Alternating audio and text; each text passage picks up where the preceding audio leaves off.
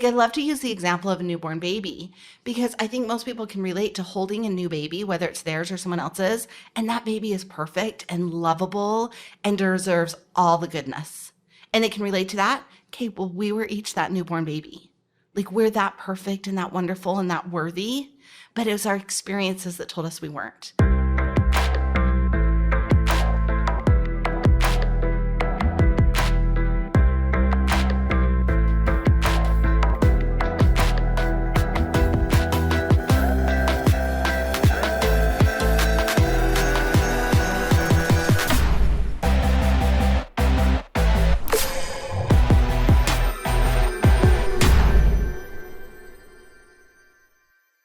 Welcome back to the Mind Change Podcast. I'm your host, Heather McKean.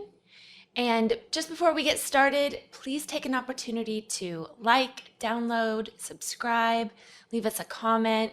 We love to hear from you, and it helps us to continue to create all of this great free content for you and for others.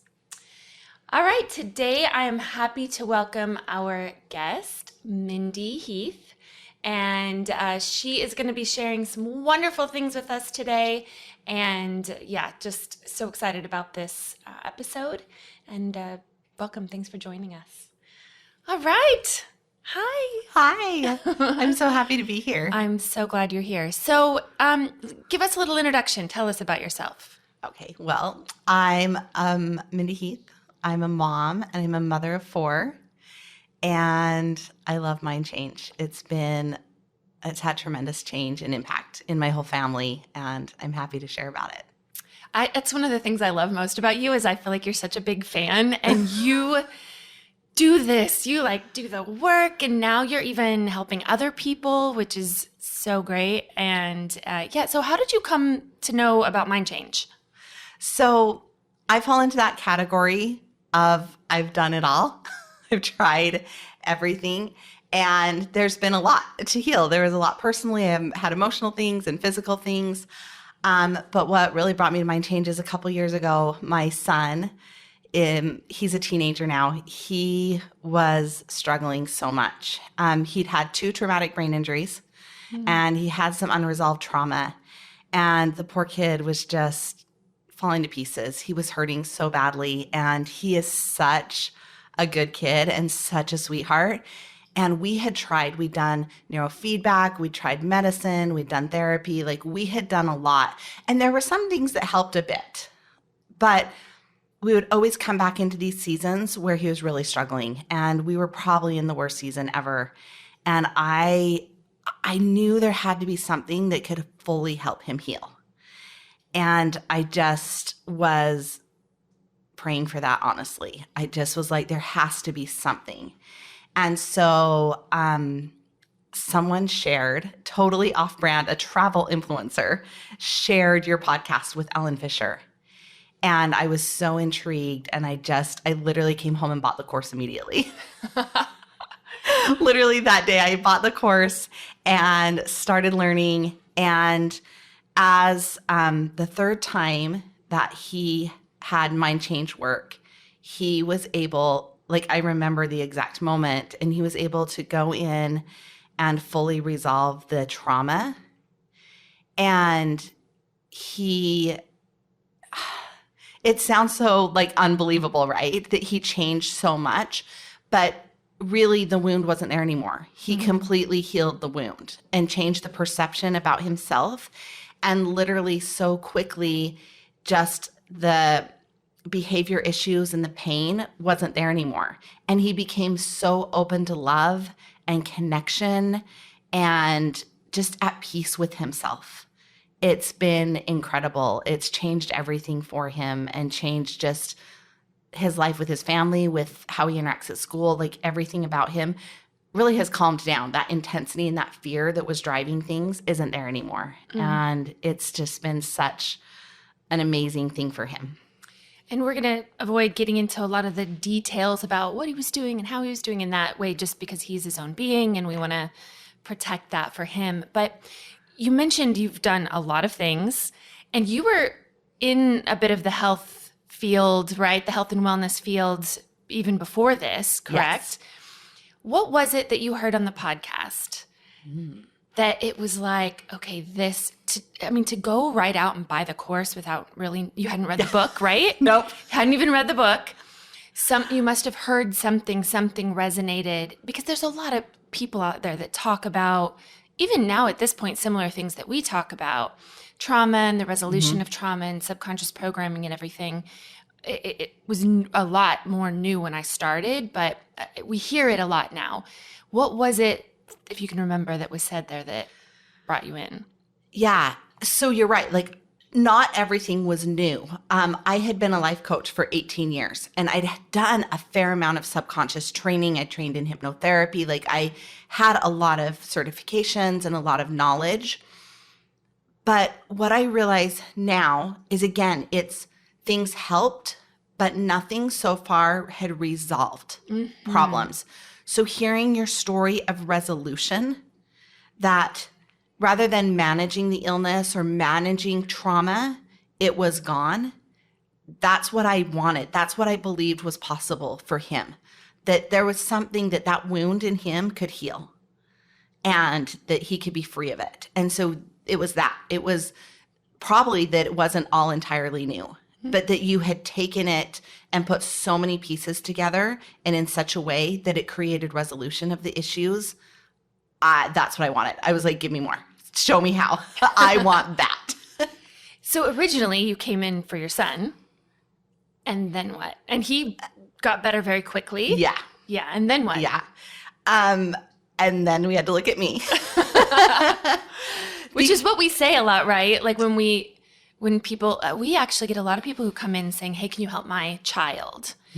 And, what we almost across the board say is we'll help the child, but we want to help the parents first, because a child to get well in an environment that has in some way at least supported them staying the way that they are, or anything like that, not blame, not fault, but like we want to make sure that child, if they've changed and some of their coping skills have been removed because that thing isn't there to cope with anymore, we want to make sure there's a support system that they go back into so that they're not re-triggered or re-traumatized, right? Yeah.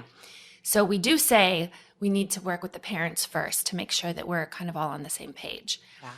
So you sort of naturally reached that point, right? Yeah, because there was absolutely that aspect that I needed to work on things in relationship to my son. And then I had all my own stuff. And again, I'd worked on it. I mean, I was a life coach. I was hoping other people work on their stuff.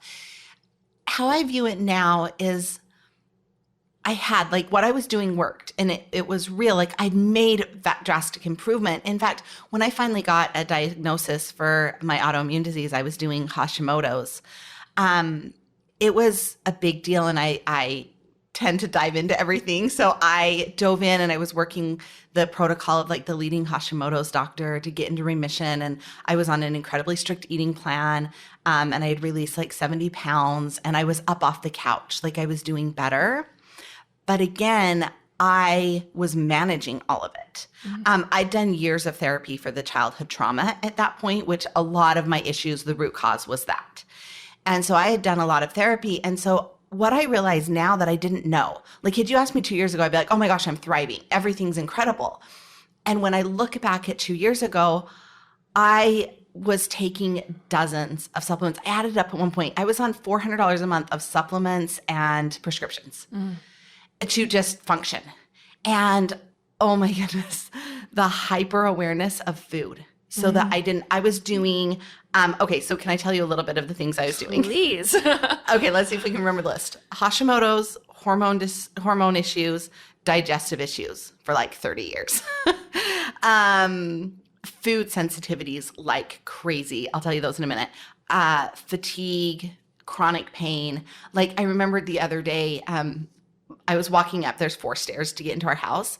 And my husband used to have to like kind of push me, help me up the stairs because my joint pain and fatigue and inflammation was so bad that it was really painful to like, do that movement to push up the stairs. Whereas now I just play pickleball and ride bikes every day. And so the pain, the fatigue, I'm sure there's more that I'm forgetting, but then food sensitivities, gluten, dairy, eggs, corn, nightshades, rice, oats. And there's a point. I laugh because I did this too, and so many other people Oh my gosh. go down that same route. Yeah. Yeah. So there was a point where I was like, what do I eat? So when I say I was well, in the sense that I was up and I was active and I was engaging in life, and that was incredible, but it was almost a full-time job of so aware that so much as a crouton didn't touch my lettuce, and so much activity, it was still so fragile that if I pushed too hard and did too much activity, or heaven forbid there was too much stress, because none of us have that, right? Like I could have a flare and be in bed for weeks or months. So it was a lot of effort to be of all these things I was doing. And so with mind change, as I did the work and I did sessions, like I feel like I accomplished more in healing the childhood trauma in like 5 sessions than years of therapy, because we went straight to where it was held in my subconscious and resolved it there. And so it wasn't there anymore. And so, yeah, it's so life-changing. Like I say now, I don't think about, I take one multivitamin and I eat whatever I want. And I just go for bike rides every morning, and we play pickleball, or, go skiing all winter. Like I just live my life, and I don't think about being sick, and I don't pay attention. I guess I pay attention to how great I feel instead of how sick I was. This is such a great point, because in my health journey too, there were those moments where I had tried some sort of protocol or did some sort of thing, and I would start to feel a little bit better. And I would think, this is it. This is amazing. But it was so reliant on staying very strictly adherent to some sort of protocol, which I didn't realize until later, like you're mentioning, until I was sort of free from all of that, that I was, the power was still not inside of me. It was still, I was giving the power away to something else. And it was still like, if I could, and this was such a program for me, if I can do it right? If I can just do it right and work really hard, then I'll be awarded this feeling better from this efforts. But if I mess up, if I mess up, then I'm going to relapse, or, have a flare or whatever, those kind of things. So what you're saying is so important. And the fact that you were a life coach during so much of this, I as well before was trying to help people get spiritually well in one sense. And here I was, just rock bottom in so many areas of my life.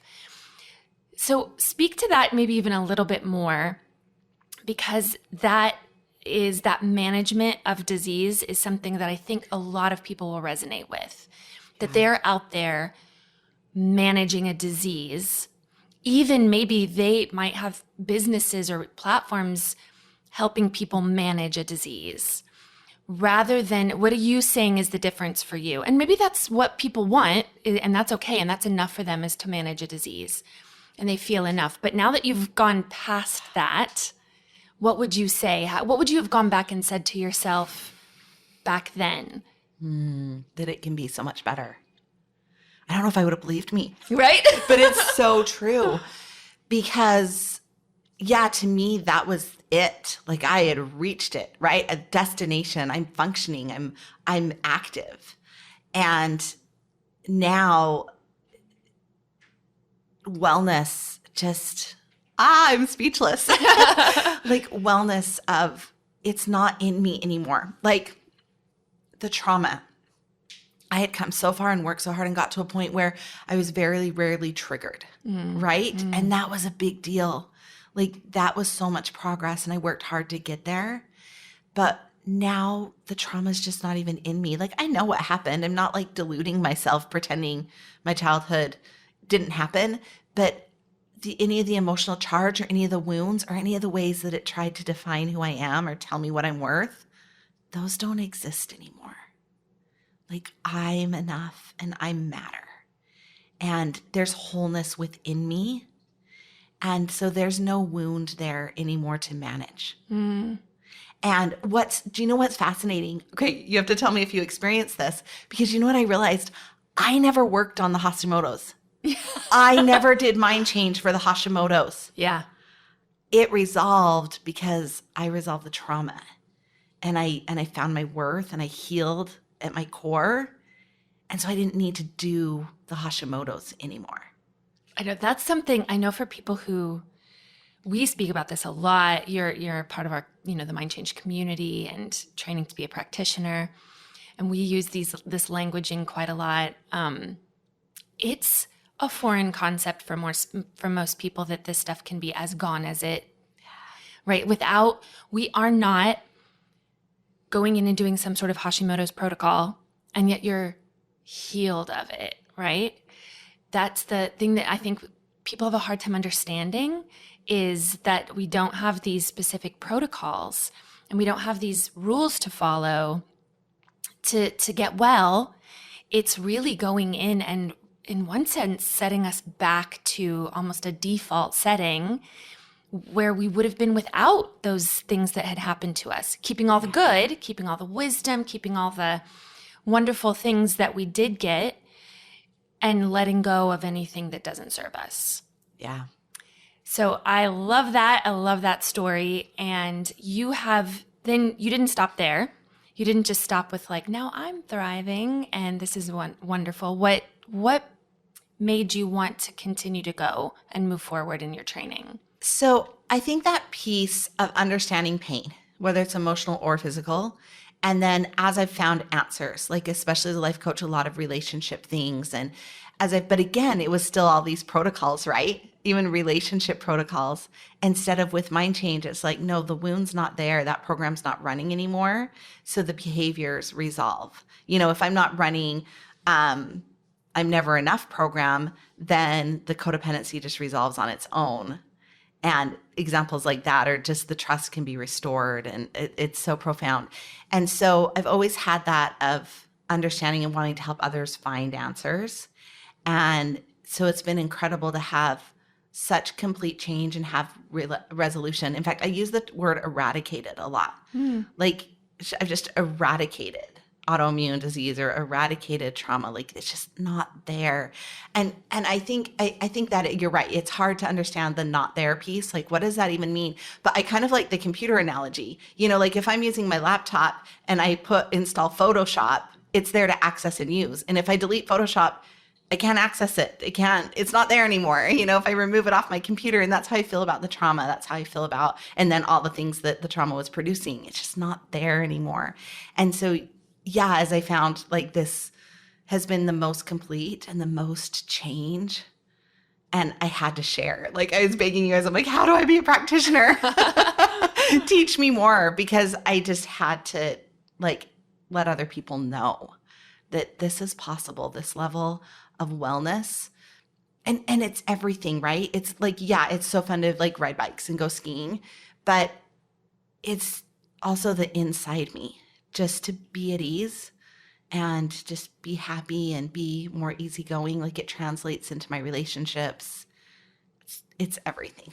Now, you mentioned that you did not work specifically on the Hashimoto's. Mm-hmm. What did you work on? Self-worth. Yeah. And what did that look like? Because I think a lot of people out there are working on self-worth. They're probably doing affirmations, and they're probably journaling and maybe listening to something, or doing some sort of meditation. So what does that mean for you from a mind change perspective to work on self-worth? So a second ago, you alluded to it, the idea of like kind of unlayering. So how my mind makes sense of it is when we've had these experiences, and the thing is it can be major childhood trauma. Like it can be something big that you may or may not be aware of. I had suppressed mine for a long time. But it also can just be little day-to-day things of like, my mom was always telling me to stand up straight. That like it doesn't have to be something major. It could just be like, that one kid was always mean to me on the playground, which actually could be huge for someone. Like, I don't mean to minimize and make that seem small, but I'm also trying to say it doesn't have to be like, I was abused or I was neglected. Like we all have stuff.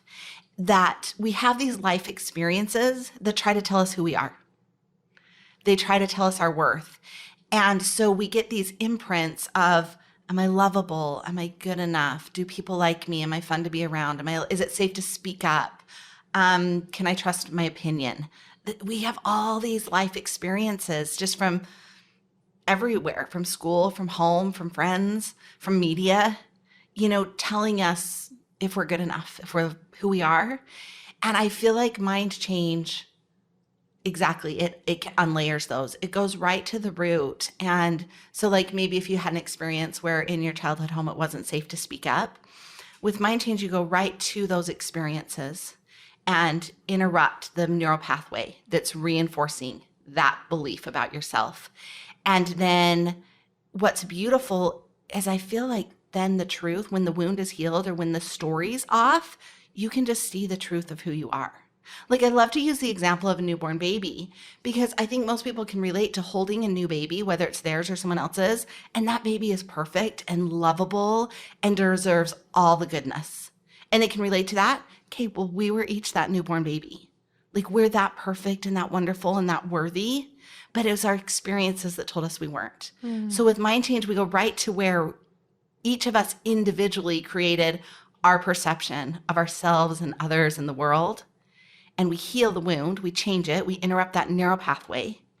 And then the reality, the truth of who we really are can fully come forward. And for me, I'd worked on self-worth for years, but again, okay, you've heard me say this analogy before and I know you like it. For me, it was almost like all the positive and all the good was like the most beautiful meringue on a mud pie. And with mind change, like you go in and you clean up the mud. You don't just put more meringue on. Yeah, you don't just put more positive and more. So it's almost like I spent all those years and I made some progress and sometimes I got to the subconscious if I was lucky. But I was really trying to almost convince myself I had worth. And so it was still this fight. It was still kind of, I used to use the term the strongest emotion wins. I realize now, no, the subconscious wins. Yeah, always, every time. And so now with mind change, I can go right in the subconscious and go, oh, I'm running this program about myself. And I can get right at that in the subconscious and change it. Like a computer, I can delete that program that doesn't feel good and doesn't have good results. And I can put in a new program that is the truth and serves me and is safe and feels good. And then that program's running. And so my behaviors and my words and my perception about myself all changes. That's why it's right at the root. Now, I've heard this so many times, and so I'm going to speak to it for those people out there who are the yeah butters. We hear you, yeah butters. What about the people who will say, but my trauma was real, but this really did happen to me, and you're just, what it sounds like you're saying is, you're just removing the mud, so to speak, and just denying that it ever happened. Good question. No. No, not at all. That makes me emotional. It did happen. And there is a place too of even, there was a time period of acknowledging it happened and saying that was not okay. And I didn't deserve it. And that got me to a better place, right? That was part of my progress. But the wound was still there. What the trauma, what the experiences had told me about me and my worth were still running my life. I was still living the trauma every day because at their core, they had said I was unlovable. I didn't matter. I wasn't safe. No one was ever going to take care of me. And that's a horrible, horrible, horrible way to live. And so I can still say that happened. And what it said about me was never true. Do you mind if I share something that I know about you personally? Yes. Okay. Please. So what I love about this stuff is speaking to that. Very often what we don't realize is when we do have those unworthy programs running or various other core beliefs, they really end up creating filters for us where they actually filter out anything that is opposed to that, meaning there could be those things in our life. They could be right there. They could have maybe always been right there. But our confirmation bias and our reticular activating system works such that we literally cannot see, feel, or engage with those things. It's almost as if they are edited out. And so if we grow up believing we're not worthy or someone was never going to take care of us, then when we were loved, when we were taken care of, when things did happen to say that we were worthy, even by maybe our primary offenders growing up, we would have deleted those, edited them out, because it would have changed our confirmation bias. Now, I know that that doesn't make sense to us consciously, but it works subconsciously because you cannot have two opposing truths hold the same space. So the one with the most proof is going to win. And then we begin collecting proof. So one of your things was unworthy and not being taken care of. And yet you did some work and did a session where traveling back, you allowed your father, right, to hold you as a baby for a very long time. And in your mind, I'm guessing you would have thought that that was just part of the session, that this is great that this is happening, then I have an opportunity to do that. But I'm right to say that you then realized later on that had actually happened in real life and you had proof of it. There's a picture in my scrapbook of me as a newborn and my dad holding me and this big smile on his face. Yeah, it was profound because that was a big deal. And there may be people going, whoa, no, I can't even imagine that. Like we healed some stuff to get to the point that doing that in session was really, really safe. And it was incredible because, again, the subconscious doesn't know past from present. And so as I was imagining that in session, all the neurochemicals and all the good endorphins were going off, like healing me in so many ways, imagining being held by my dad. And then I sat and realized I was like, there is a picture of this moment in my scrapbook. Like it wasn't something I was just making up. And I think that's what I mean by the meringue and the mud pie. I think for a long time, I tried to just convince myself I was okay. Yeah. Whereas now I'm really okay. I'm like so much better than okay. So how okay are you, Mindy? Oh my gosh. I don't know how to answer that. How do you put words on it? It just keeps getting better. And maybe like the word is easy. That seems like cheap and like not good enough word. But like, because I was running these not enough programs and this not worthy programs, super overachiever, super perfectionist, super just go. Which meant you had to stay in alignment with that. Things had to be hard so that you could work hard, right? Yeah. So that's even a creation of, sometimes we will create things and make them harder than they needed to be because part of our value system is to work hard through it, push through. Yeah. Whereas now that there's just this peace within me and this wholeness, there's just flow. Like I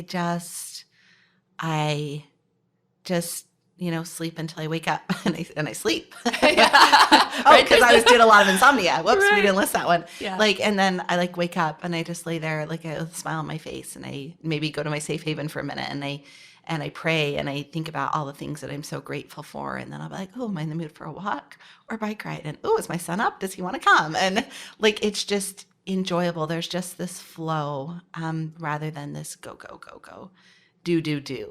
There's more of just being able, I'm learning how to be myself.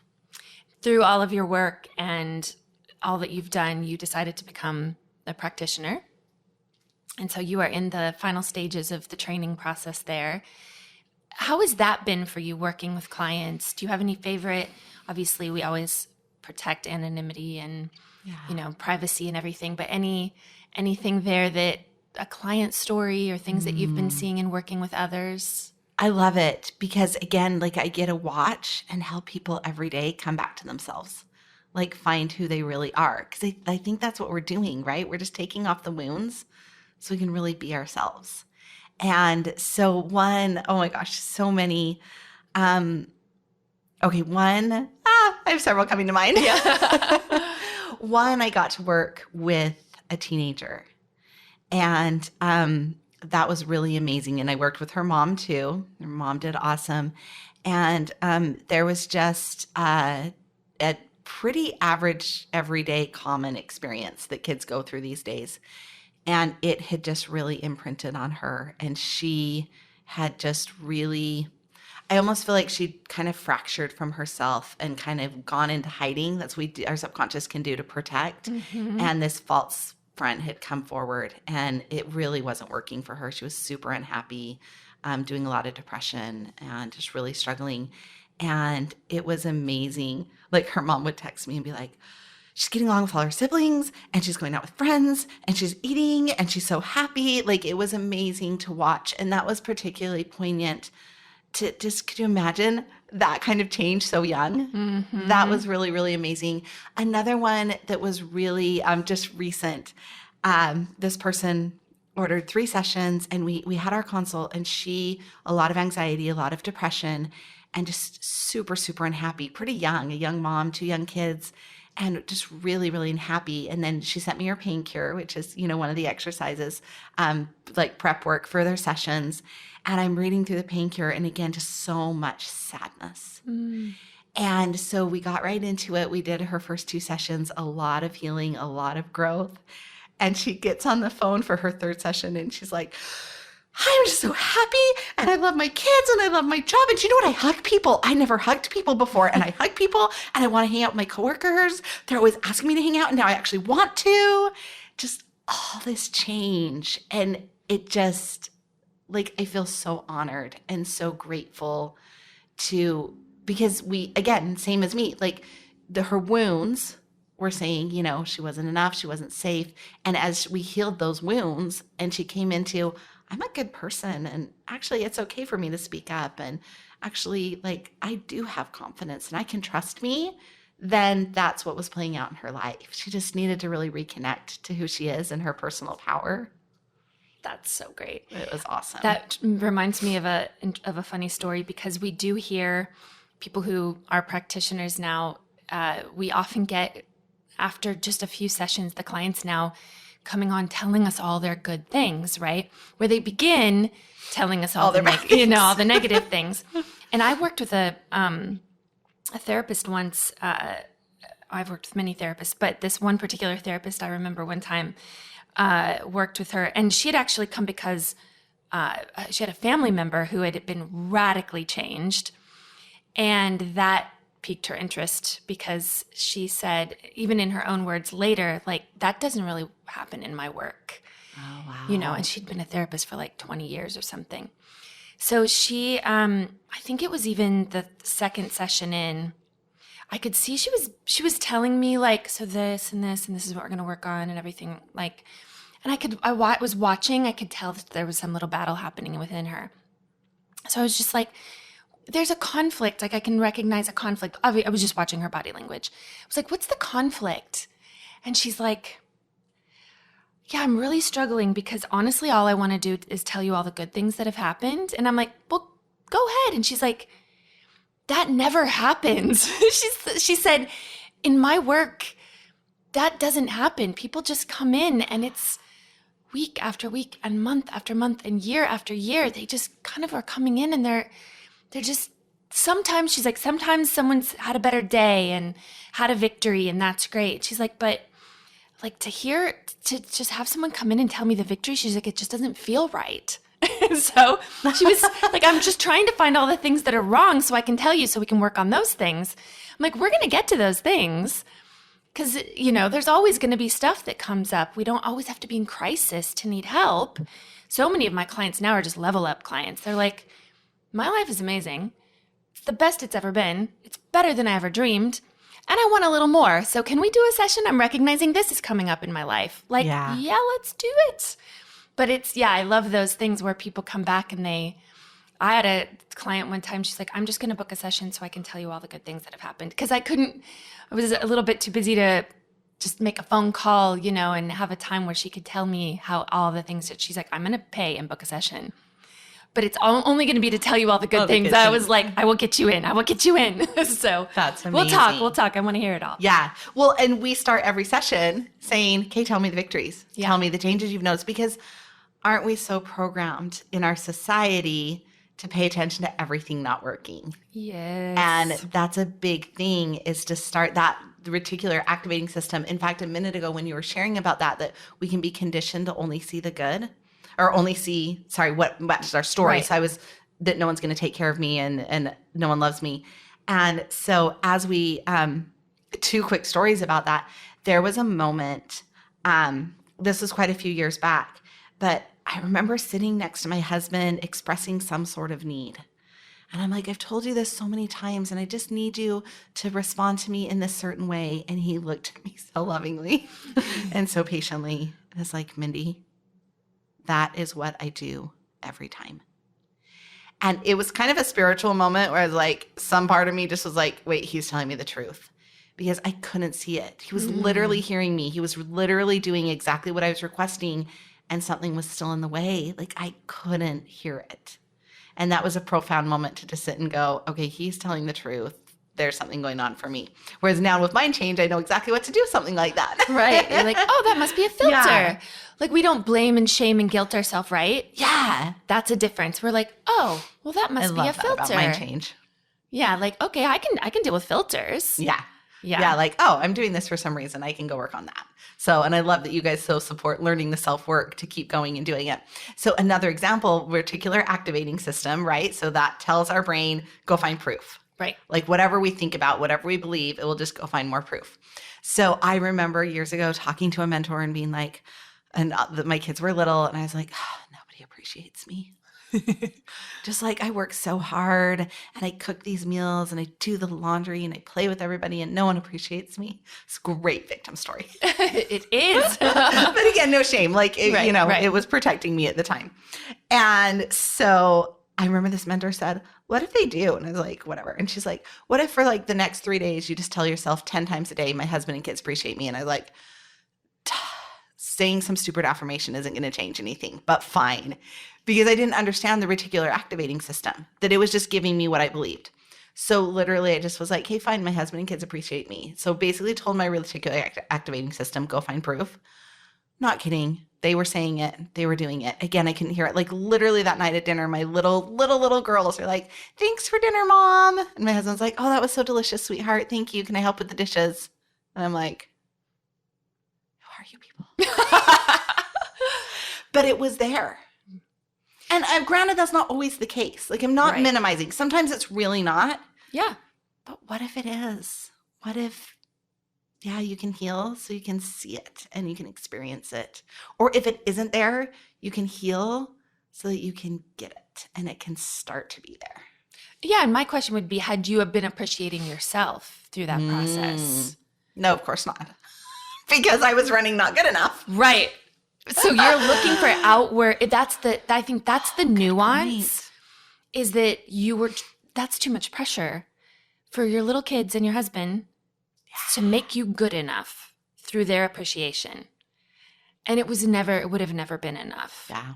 So we keep trying to get from others what we don't have within and what we won't give ourselves. And keep wondering why we come up short. Again, that's not to minimize. Some people are in really harsh, toxic relationships, or, there's just toxicity in a relationship. But a lot of it is, and we can only ever do us. So we can only ever work what's coming up with us, improve what's happening in us. And then we can accurately see, okay, is there a problem in my surroundings? Is there a relationship that may need to change because our filters are a little bit clear? We've cleaned the mud off the glass quite a bit. Well, and that's so real, because I think we're doing that in so many ways, just in general. People will, if my marriage was okay, or if my kids were okay, that means I'm a good person, or if I have enough money, or if I'm fulfilled, appreciated at work. But nothing outside us is ever going to make us okay. But when we go inside and we heal that, everything outside us changes. Yeah. So tell me more about that personally, because you've done a lot of work. You've made a lot of changes. We've already talked about changes with one of your children. What about the rest of your family? Are they recognizing this? Do they know it? Do they see it? Or is this just another health and wellness and thing that mom's doing? I think a little bit of both. Like, honestly, my girls are grown now and they've watched me every new thing that's, this is going to fix it. This is going to fix everybody. These green smoothies are going to fix everything. These foot zones. And again, like, they had worth, right? Like, I still like green smoothies, but I don't need them to save us all. Yes.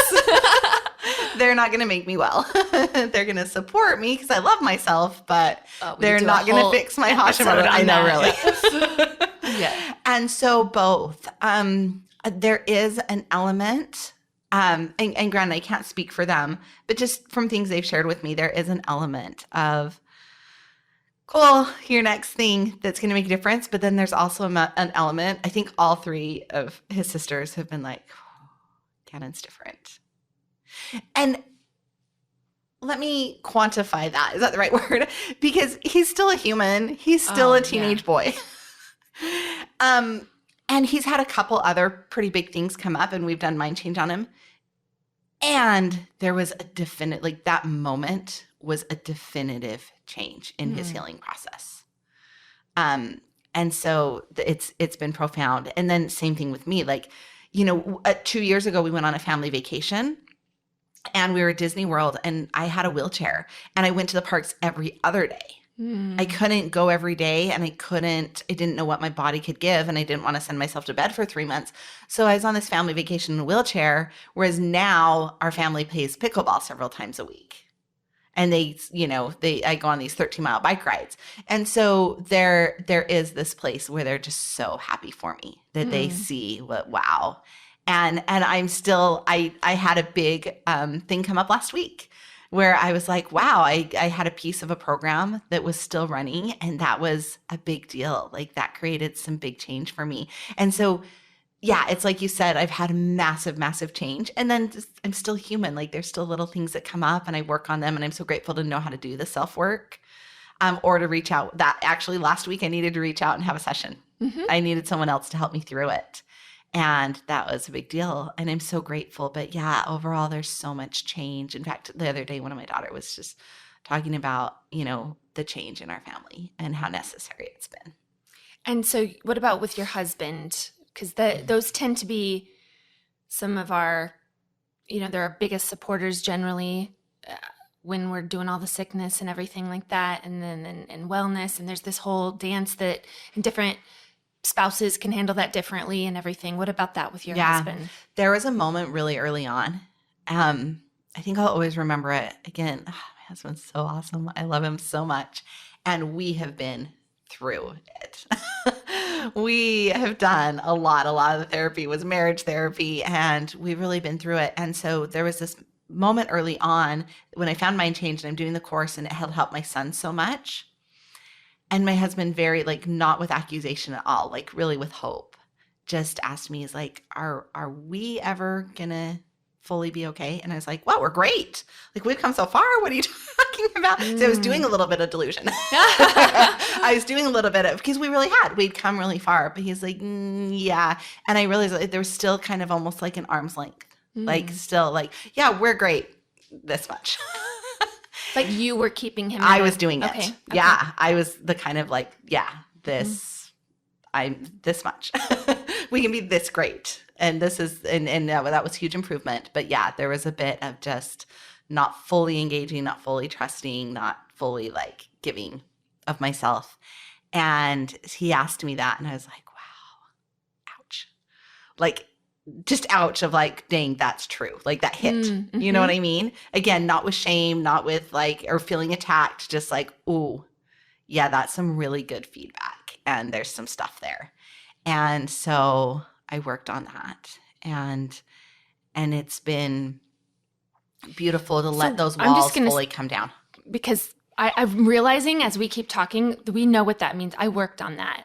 But there's someone out there thank going, you. What does that mean? What does that mean that she worked on it? So how did you work on, what was keeping an arm's length? I mean, maybe without getting too, if there's things privacy there. Just not feeling totally safe within myself, right? Because it's always within myself. Not feeling 100%, probably was mostly a safety issue. And so what I meant by working on it with Mind Change, we don't go after the why. Why am I doing this? What's the story? What caused this? That all reinforces the problem. So with Mind Change, we go how do I know? And I knew, I'm kind of on guard. I'm still, there's a part of me is is everything really going to always be okay? Can I fully trust you? I was doing some of those things, some of those thoughts. And so so when I say I worked on it, I just took some time to sit with myself and just kind of be curious and loving, like, okay, what's going on for me? How do I know, that I'm not fully trusting him, that I haven't fully just resolved stuff within me? And so I just asked some of the questions that you teach in the book and went through that process. And then you pattern interrupt it. Like, so I'd be like, oh, kinesthetically, I can feel it. Like I'm holding it in my heart, and I kind of interrupt that until, for me, it feels like the emotional charge or the pattern, the neural pathway kind of starts to desensitize or break down. And then I can get to a place of, well, what do I want? Am I really safe? Can I really trust him? What does that mean to me? And kind of reconstructed this new picture, or this new paradigm that where I was safe and I had, and could fully engage, could fully give of myself. My guess is that you were not just randomly, like, not close to your husband and not feeling safe. When you did the work, were you able to access some of the resources that were maybe from your past or things that had happened that had wired in a program of not feeling safe, like very good reason? Yeah, thanks for bringing that up. There was specific memories, right? There was specific experiences, things we'd gone through that we'd hashed out like crazy in therapy, but they were still held in my subconscious, right? There was still, and so yes, and so I went through the specific memories and worked through, okay, what was I holding in my body? What was I seeing in my mind? What words and like sounds was I hearing? And that's where I pattern interrupted those until they were all mixed up and like blurred, like they weren't doing their dirty work anymore. And then I could let like new thoughts and feelings and other, like you said, other times that were really nurturing and safe, let those become the dominant program running. Because my guess is, if you had a core belief even from childhood of not being good enough and, not appreciated, or you weren't being held, or, something, if you bring that into the marriage, and then there are things that happen, my guess is things happened, and there was maybe he had even given you reasons to not feel trusting in various ways. We all do that to one another, right? But uniquely, if that triggers a core belief, then it feels even more, it feels like a stab in a wound or salt on a wound, right? Yeah. It's like it reinfects something that's been there deep and long. It's almost like a double pain because, no, wait, you're supposed to be the one that loves me, and I was banking on you to be the one to make me feel good enough. And now they are, it feels like that anyway. Yeah. And he couldn't, there was nothing he could do to make me feel good enough. Like there was nothing, even it was there. Yes, there were things that obviously fed my story and fed my wounds. And then, but even when there wasn't, which was the majority of the time, those didn't have a place in me to land. There wasn't like anywhere for that to grow and take root until I healed it within me. And so now there's just, I love it. Peaceful and more easygoing. That's awesome. Yeah. Well, Mindy, you are amazing. We are so happy to have you as part of our community. And I know that the stories have been rolling in of people working with you, getting help, just, people are your biggest fans. So thank you for doing the work yourself, because that's very important. We really want to make sure we're always trying to avoid that unhealed healer pathway, right? And so you do your work and everything. And I've seen you do your work, and you're good at that, which makes sense why you would be a wonderful practitioner. So thank you so much for joining us. Anything little, someone out there that you're hearing like, you know what I need to say to that one person out there? Anything left? You know what? Yeah. Thank you. I think I would say like, trust yourself. If something spoke to you today, like give it a shot. Like get a couple sessions, try it out, see if it works, get the book, or just, if there's something in there, you're like, I know for me, I was like searching like for something that would make all the difference. Trust that there can be that type of feeling, that something can make all the difference. Like really just, if something spoke to you, follow that today and get the book, get the course, get the sessions, whatever speaks to you. And because it's so real. Or just set up a free consultation. Oh, perfect. 20 minutes. Yeah. Free. Really, the biggest thing is maybe 20 minutes that you spare in your life, but talk to somebody, set up what's on our website, set up a consultation, and just talk to somebody and see. Yeah. As people who've done it all, I know another one feels like, when you're like, oh my Yes. gosh, I've tried everything and nothing's out there. I almost don't want another heartbreak, Yes. of someone Mhm. telling me it can get better and then it doesn't reinforce my broken program, right? But just 20 minutes, that's all. Just reach out. Well, and I love that because often that's what consultations are, is people going, okay, really, is this for real? Mm-hmm. So I had one the other day and she was like, hey, I'm doing digestive things. I've been doing it for 20 years. And you say you're not anymore. For you, for real. Yeah. I'm like, I promise I'm not anymore. And so it's that of like the consultation is a time to ask your questions and say, okay, here's what is going on for me. Can this really work? Yeah. Yeah. Honestly, I love that you bring that up. That's what this podcast is all about, is sharing stories. We don't bring anyone on who just got a thing and they just, and they're riding the wave of excitement or influence right away. We're not showing you those people. We're not talking to those people. We're talking to those people who've been doing this for at least a year. So that you can see the progress. You can see that this sticks, that people were doing this and are now doing this. And anyway, so I love that you bring that up because that is a fear for people. And I totally understand that. Yeah. They'll watch testimonials and they'll watch things and those are really helpful and those are great. But how often are we seeing that this stuff is stuck with people long term? Ongoing. And it continues to compound, right? Well, yeah, it just gets better. Like even when I say, oh yeah, I had something pop up last week, I have been happier, like my family, my health, working, becoming a practitioner. I've been happier in like the last 6 or 8 months than in a very, very, very long time. And then this thing popped up. Mm-hmm. You know what I mean? It's like, oh, wow, oh my gosh, I can see that. That's a big one. And I reached out and I got help and it resolved, stuff changed immediately. So it wasn't even I didn't have to go back to being sick. I didn't take this nosedive. It just was in this good place. And it just was like, by the way, I'm in here. It's like, oh, I don't want you in there, And so we worked on it and it was a family thing. So it created a lot of change with the whole family. But it was just this beautiful gift. It's such a great point, and one that people may have a hard time understanding until it happens to them. But that idea of, in our community, people who've been doing the self-work, who've made huge progress already when they're like, got a big one, right? But it isn't this complete nosedive or downward spiral now. Where in the past, that's what happened to me when my sexual trauma arose. I was like, oh, there it is. Okay, I've got the tools and the people to help it. I can do this now.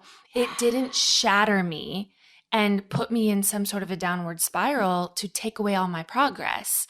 I think that's where you're in a sort of maybe a little bit more of a fragile system, is if something like that can derail you completely, where I hear that all the time. People reach out and they're like, hey, a big thing came up. I worked with a client the other day and let me tell you, a big thing came up, a massive death in the family. Big thing came up. But the way that it got handled wasn't this complete shutdown. It was just, hey, I'm going to need some support around this. I didn't even know what it was until I got on with her. I was like, oh, you should have called me sooner. She's like, no, I was good actually. I need to work through it. It's tough. It's a rough time. It's been a rough time for our family, but I was okay. I knew I'd get in. I knew I'd be able to work through it. And I'm like, this is amazing. Well, it makes me wonder because when you say that and this big thing came up, it didn't derail me. It didn't nosedive me because it didn't say anything about my worth, right? It's going back to those core pieces. It didn't rattle whether or not I'm safe or whether or not I'm worthy or any of those. It was just, it actually more than anything was wow, I did not know that subconscious program was running. And that's not who I am. That's not how I want to do this. And so I was like, yeah, let's just clean this up. Yeah. Love it. Yeah. And so, there's something else I wanted to say. Oh, when you were saying like, oh, sexual trauma came up and it was no big deal. But again, like you'd reached enough solid footing. That's one thing that I love about mind change method. We're never reliving. We're never going back and digging up. We don't want to re-traumatize everything we're doing, whether it's you're reading the book or whether you're in session.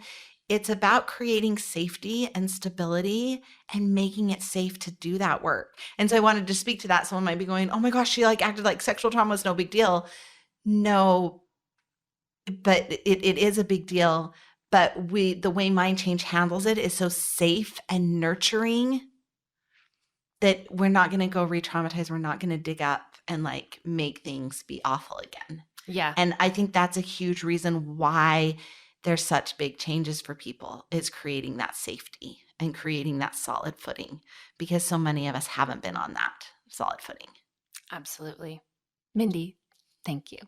Thank you so much for so many things and for who you are and for what you've done. And we're so happy to have you with us, not just here today, but with us in our community and coming on as a practitioner. It's been a real honor and privilege. Thank you.